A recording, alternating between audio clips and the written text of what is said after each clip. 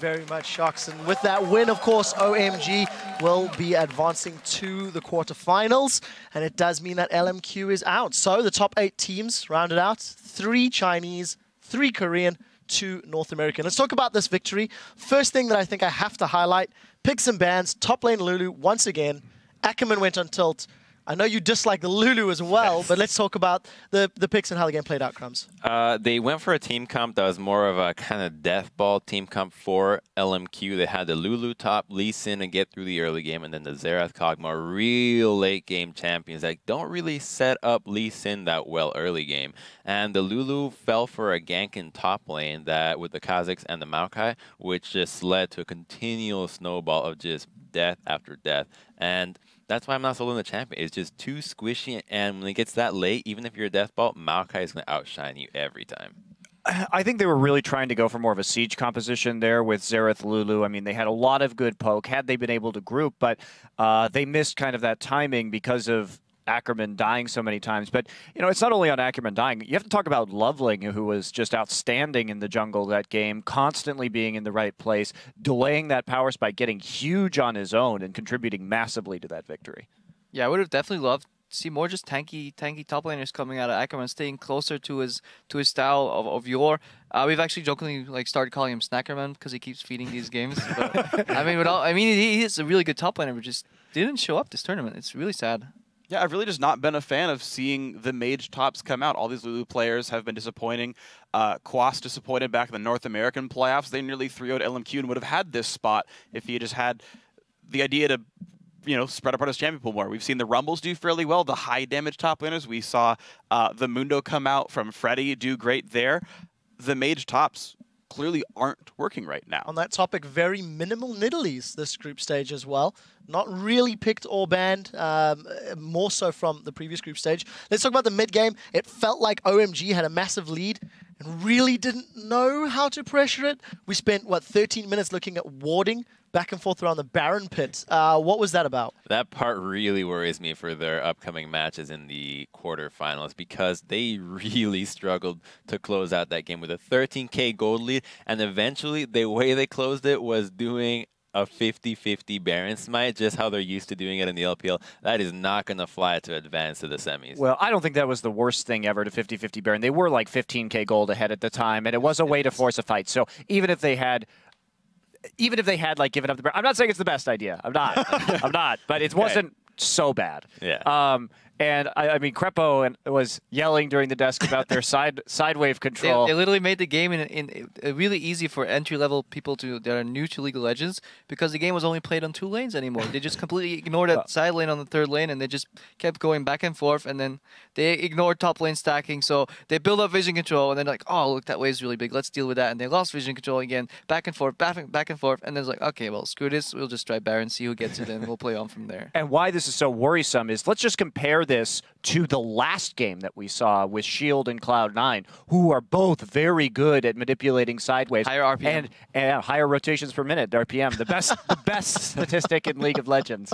But, I mean, look at how Cloud9 won that game. Just fantastic pressure on that inhibitor, and it was just vacant in this game. Yep. The only stat that is eclipsing those rotations per minute is the number of selfies per minute that Crepo takes. Let's pull up the Baron fight replay, the 50-50 that you guys were talking about. Freak, maybe you can give us some insight about the calls. And, you know, this is OMG really, you know, pushing buttons. Yeah, I mean, at the very least, OMG has been building a lead this whole time. And one thing with sort of people talking about Baron throws is Baron only does so much damage. I think you can actually quantify sort of any ability or something like Baron as a value of gold. At a certain point, the items you have beat what the damage output's going to be here. So as you talk about Monte Cristo, just baiting a fight at all is going to work out here. And OMG's been consistently building a gold lead throughout this, so they're just very, very far ahead. And even with Baron, they're going to fight pretty well. So let's run the clip out. And basically, yes, it's a 50-50 smite, but because a battle's going to be started, because OMG has so much lockdown, it works out. Yeah, Lee Sin's going to come across. Yeah, Jana took some damage, but now he's stuck inside the pit with the rest of the team. You know, we're not in here with Lee Sin. Lee Sin's in here with us. So let's go ahead and start killing people. Yeah, but imagine if they comboed Xerath damage with Lee Sin. They could have easily stolen that Baron. Kog'Maw living artillery, Xerath ulti, and a Lee Sin smite. Timed right, they can just get him, sacrifice Lee, trade Baron for 1. And if Lee queued Baron instead of Maokai. Yeah, he would try it, I imagine. Here's the thing, so Baron buff is nice, but a 5v4 is better. I would take a 5v4, just push down the game, get rid of one of disengage. Exactly, yeah. Go in 5v4, drop it in hip, do a bunch of cool things. I think it's good for LMQ. This is the best outcome for them, is getting Baron and losing an inhib and holding your base. I disagree entirely. As soon as you lose a member of your team, you can't hold your base. No, that's not true, Baron because buff the or not. entire game, OMG had no idea how to siege. They never grouped up and even tried to siege at all. I don't think that a 4v5 advantage would have made them click inside and be like, oh, let's just go try to siege. I think they would have just dove the turret. I mean, you were talking about the Maokai was so Chinese League of Legends. They could have done it in the but then why don't just dive anyways if they can do it? What is LMQ realistically going to do at that point? Except that was the best outcome for them, and it could have worked, but just OMG's like... No, I think it turtled to 6 items, because it's a Chinese LoL team, so you know OMG are bred in the scene where you dive turrets for a living, like literally. And 2, once you have the disengage tools down, the reason they were diving before is because Xerath is wave clearing, Lee Sin kicks them back, Lulu Whimsy's the diver and Wildgrow, so you push on and then the box comes out, but you get rid of the safeguard and the kickback, and now you've got a way in. And the Xerath ult's down, so you have another way in. Well, either way, LMQ did not do any of those things, and they lost. Right, the North American versus Korea rivalry in Group D isn't over yet. We do have that additional tiebreaker game coming up to decide who takes the first place spot in the quarterfinals. A few moments ago, we did actually have the coin toss to determine side selection for our tiebreaker game. And after actually winning, Najin White Shield will be getting to choose the side. I'm glad you know that. It's impressive.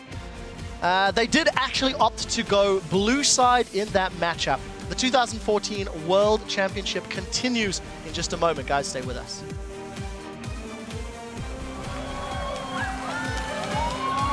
Here's the rest of the team collapsing in. More goes down. Ackerman has to flash away. Dada under the turret here. He's actually going to fall as No Name comes around. Dada actually taking a big blast. Where is the Baron going? He goes over to OMG. No Name tried to get in. He got out, but Lovely chases him. Vasily is there. The Cullen's shredding him down. That gives the reset. Flashing, no going. Going for Xiao Wei Xiao. There's a shockwave to finish him off. Wild Joker's knocking. More will fall. They go into Ackerman. He's going to be knocked out of the game.